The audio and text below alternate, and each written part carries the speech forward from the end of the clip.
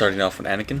3-star cards that run for Hero Showdown with him are Fierce Fighter, Massive Strikes, and Raw Strength. Okay, the first star card, Fierce Fighter. It reduces his Passion Strike cooldown by 4 seconds, so it brings it down from 13 to 9. So in other words, just spam. Just spam. This card is simple. Increases his damage to 20 at an increased stamina cost, which is 25% at maxed. And the last star card that I run for him is Raw Strength. It increases his heroic mind damage from 90 fucking garbage period to 140, which is a significant increase. Okay, on to Obi-Wan. His 3 star cards that I run for Hero Showdown. Well, I don't actually, because I don't like using the best star cards. But if you're trying to win, back to back, then you can use these 3. Jedi Resilience, Quick and Focused, and Forward.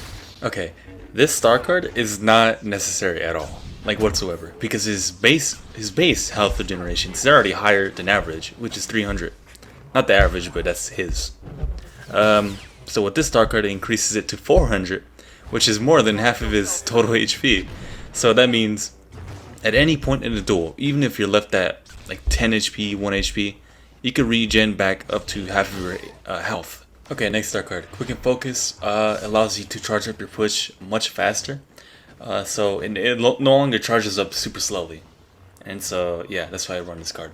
And this last star card, Forward. It increases his defensive rush damage by 40.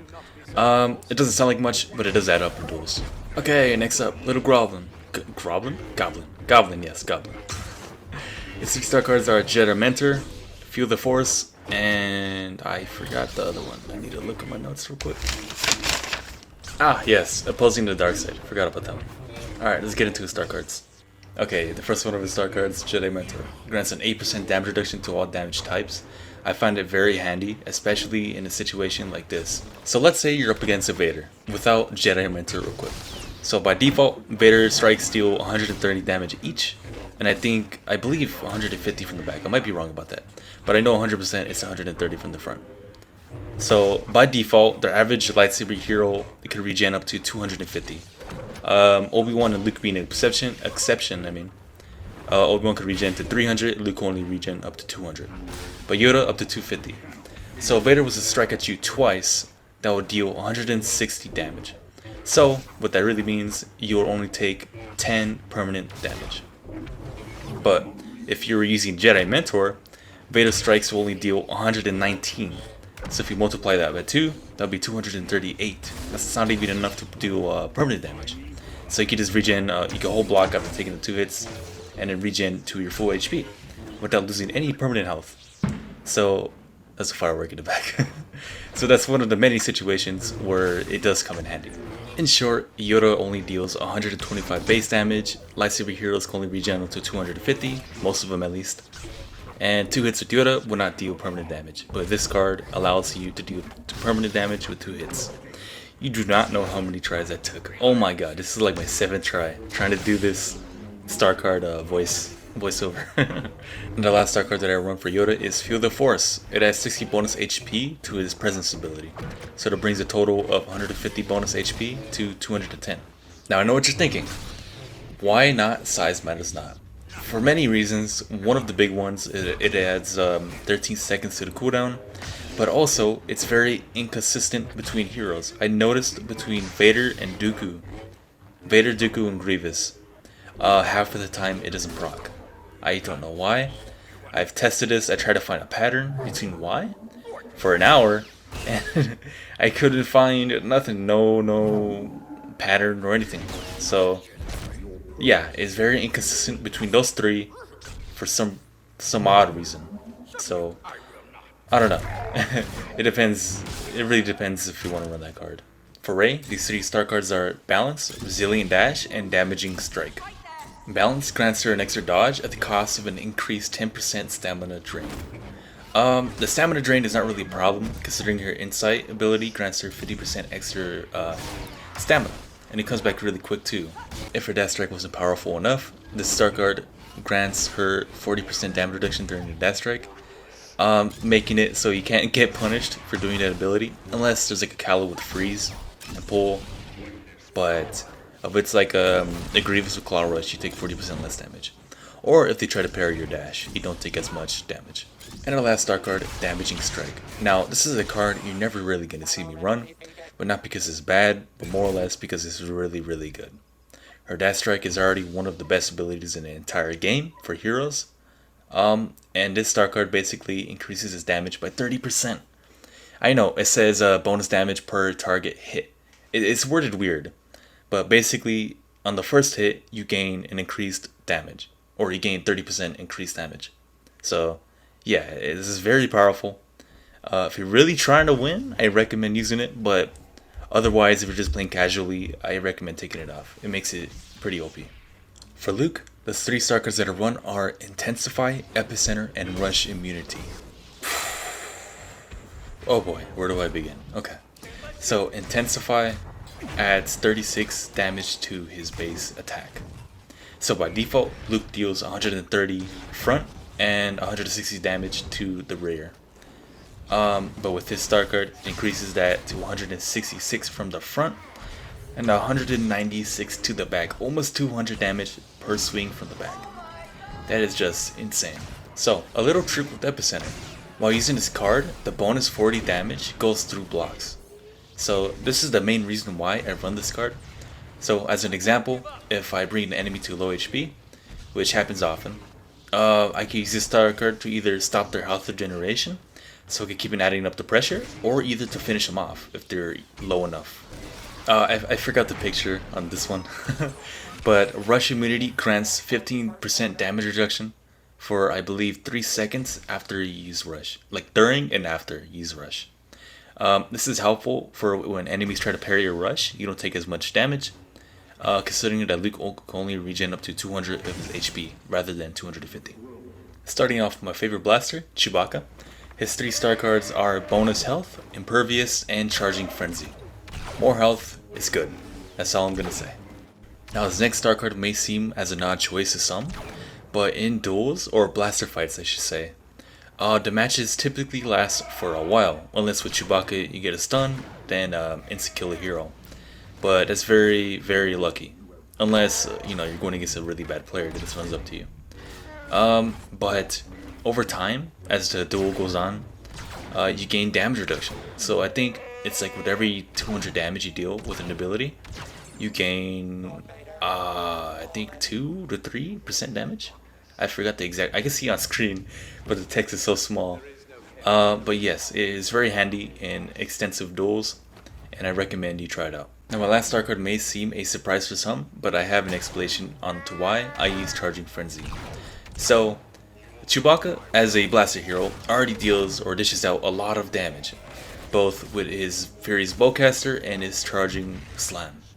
So, damage, in the damage department, it's all good, but where he's lacking is survivability. So, with this star card, if a lightsaber hero is right up on you, or even a blaster hero shooting you from afar, and you need to close distance, you gain 50% damage reduction during Charge Slam. So for Lando, the 3 star cards that run for him are Hot and Cold, Lingering Smoke, Let me finish, and Quick Shock. Again, more health is good. Okay. Let me address this star card. Okay, where do I begin? First off, the rest of his other star cards are fucking garbage. And second, this star card is not that bad, considering the fact that if a lightsaber hero is trying to lock onto you while you're in the smoke, he can't do the lunge.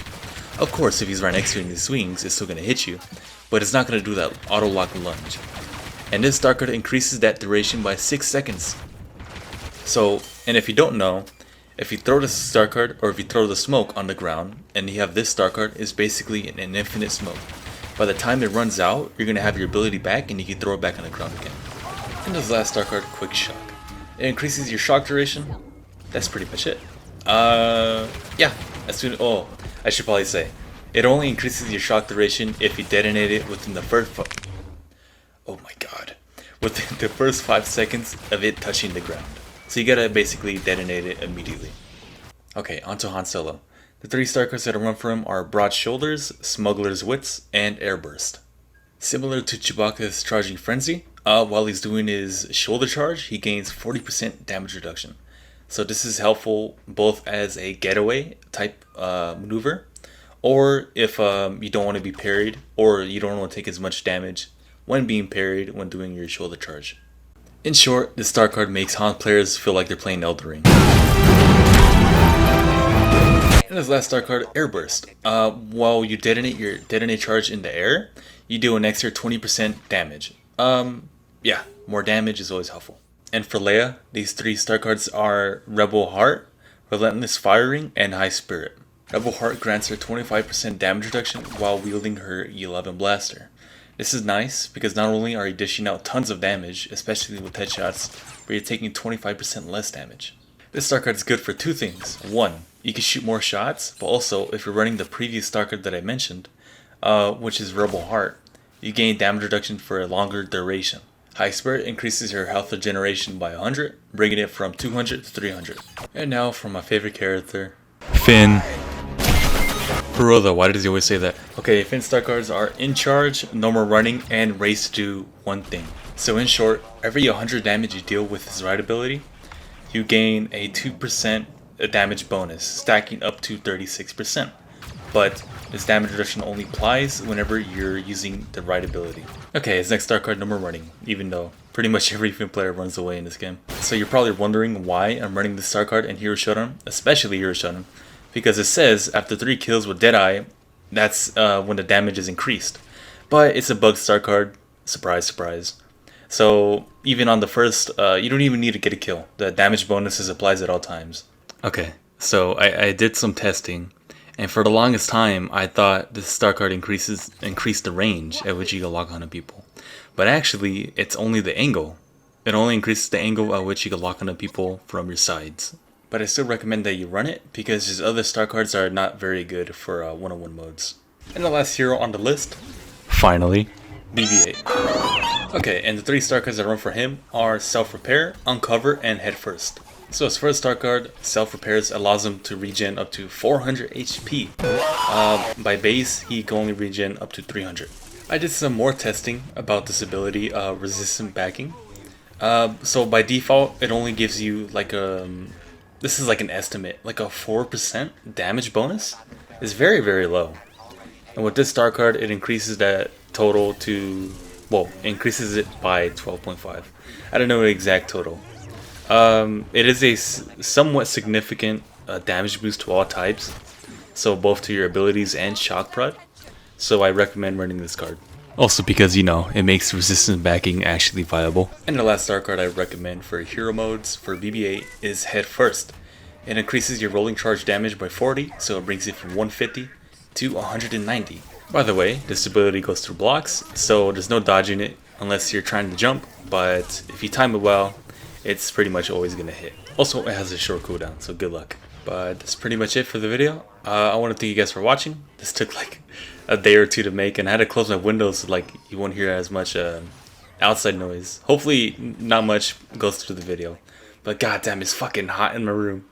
I hope you guys enjoyed. Yeah, like and subscribe, typical YouTuber stuff, and have a great day.